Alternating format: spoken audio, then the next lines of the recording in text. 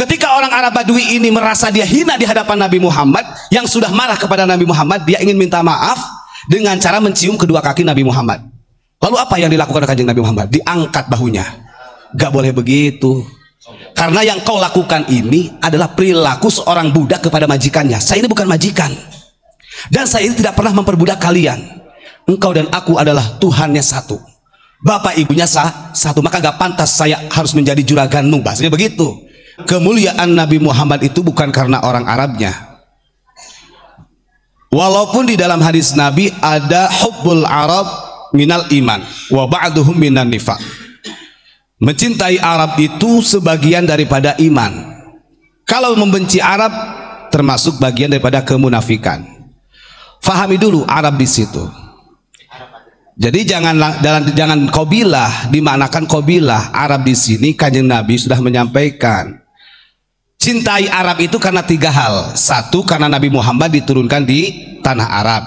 Yang kedua, karena Al-Quran menggunakan bahasa Arab. Yang ketiganya, penghuni surga nanti berbicara dengan bahasa Arab.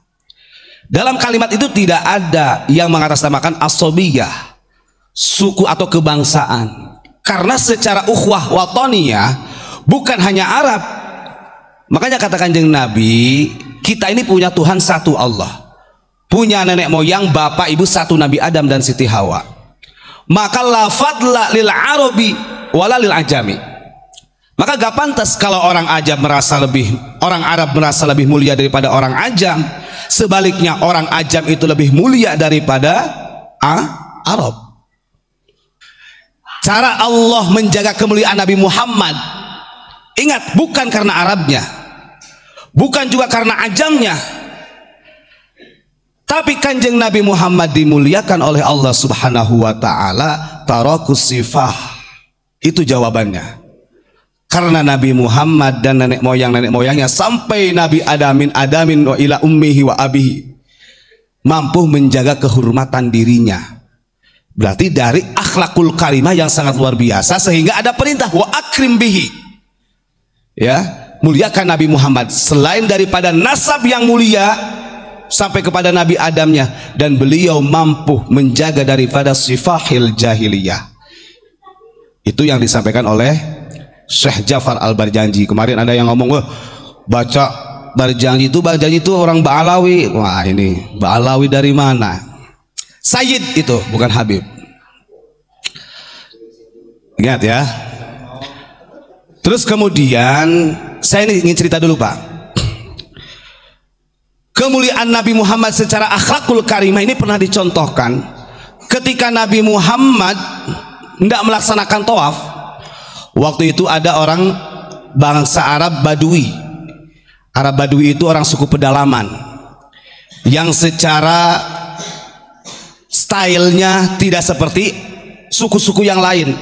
Kalau di kita mah ya seperti di Sancang, Baduy, pakaiannya seperti itu, sangat sederhana. Dan orang suku Baduy ini, dia sedang tawaf, beliau membacakan ya Karim, ya Karim, ya Karim, bukan ya Tarim ya, bukan ya Tarim ya, bukan ya Karim, ya Karim, ya Karim, ya Karim, begitu. Si suku Arab Badui ini nggak tahu di belakangnya ada kanjeng Nabi, dan kanjeng Nabi itu setiap si orang Arab Badui mengatakan ya Karim, ya Karim per 3 kali, itu ditirukan oleh kanjeng Nabi. Jadi ibaratnya ini, saya orang Arab Badui, ya Karim, ya Karim, sambil keliling. Di belakangnya kanjeng Nabi ditirukan ya Karim, ya Karim, ya Karim, ya Karim, ditirukan oleh kanjeng Nabi. Pertama kali ditirukan, sebenarnya orang Arab Badui ini mendengar, ini siapa ini yang niru-niruin saya ini, wah ngenyek iki, seakan-akan menghina. Sampai kesekian kalinya masih ditirukan, akhirnya berbalik arah. Kata orang Arab Badui, heh, kamu ini siapa? Kamu menghina saya ya? Mentang-mentang saya orang suku pedalaman yang hanya tahu bacaannya ya Karim doang, kemudian kamu olok-olokkan, kamu hinakan. Senyum kanjeng Nabi. Tidak begitu Tuan, kata kanjeng Nabi. Justru saya ini ingin ittiba, mengikuti lafaz-lafaz yang engkau bacakan, karena saya tahu engkau membacakan kalimat ya Karim itu penuh dengan keikhlasan. Berbeda dengan kita mau kalimat takbir aja belum tentu ikhlas. Betul tidak? Begini saudara, kita santai aja ya. Akhirnya marah, orang suku Arab Badui marah. Andaikan saya akan bertemu dengan Muhammad, apa yang kau lakukan hari ini kepadaku dengan cara engkau menghinaku ini, saya akan laporkan kepada Muhammad. Gitu. Karena dia gak tahu bahwa yang menirukan Nabi Muhammad. Kanjeng Nabi menjawab dengan santai, emang siapa Nabi Muhammad? Emang siapa Muhammad itu? Emang kamu sudah pernah ketemu sama Muhammad itu? Akhirnya orang Arab Badui mengatakan, Muhammad adalah Rasuluna, Muhammad adalah utusan, Rasul kami, Nabi kami, pemimpin kami. Walaupun kami tidak pernah bertemu, tapi aku yakin dengan risalah yang dibawa oleh Kanjeng Nabi Muhammad SAW. Akhirnya dengan perlahan Kanjeng Nabi menyampaikan, kalau engkau yakin dengan Muhammad, maka pada hari ini yang berdiri di hadapanmu itu adalah Muhammad. Akhirnya dia dari mulai ujung rambut sampai ujung kaki dilihatin Pak sama Arab Badui. Karena memang melihat karismanya luar biasa.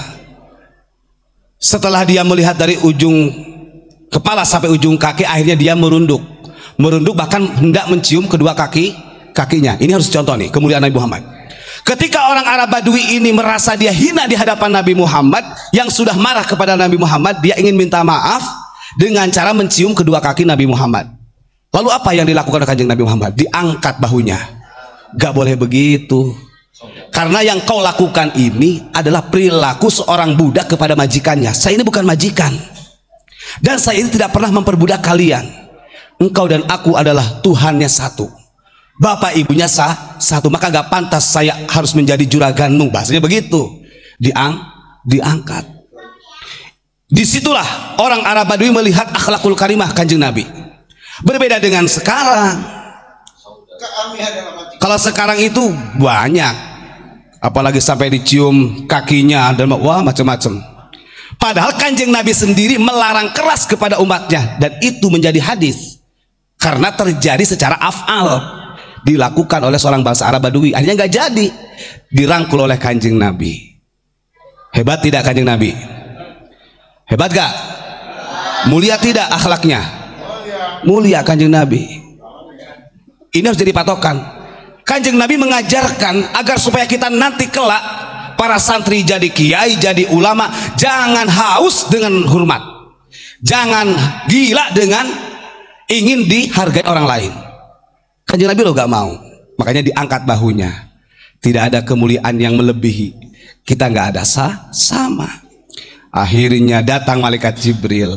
Disitulah malaikat Jibril memberikan wahyu kepada Nabi Muhammad untuk menyampaikan salam kepada Nabi Muhammad dan orang Arab Badui. Maka pantas gitu, seperti yang disampaikan oleh Al-Imam Ali Zainal Abidin, surga itu diciptakan oleh Allah bukan untuk orang yang keturunan Nabi saja, tapi liman ata'ahullah, bagi siapa saja yang taat kepada Allah, sekalipun ingkana abadan habasyian, sekalipun itu seorang budak, sekalipun orang pedalaman, kalau dia taat berarti ahli surga. Nah, itu sekilas titik atau poin di mana Kanjeng Nabi itu mulia. Makanya wa akrim bihi, kita jangan hanya bersandar pada nasabnya saja, tapi selain nasab di situ ada asbab yang menjadikan Kanjeng Nabi mulia di sisi Allah. Kita mau niru Kanjeng Nabi sangat jauh. Kalau kita ketika ada orang-orang Badui udah tahu bahwa kita Nabi, wah kita peteng-peteng kalau kita.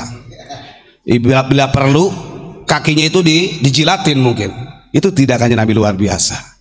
Akhlakul karimah. Dan ingat, kita menyampaikan demikian ini supaya kita sadar. Karena kan nggak tahu santri ini begitu keluar dari pesantren, ada yang jadi kiai, nanti ada yang punya pesantren, ada yang menjadi mubalik, bisa jadi presiden. Bisa jadi. Karena sekuat apapun kekuatan pemerintah, sehebat apapun kekuatan rakyat, kalau ulamanya keropos, hancur negara. Hancur negara. Makanya penting di situ ada peranan ulama.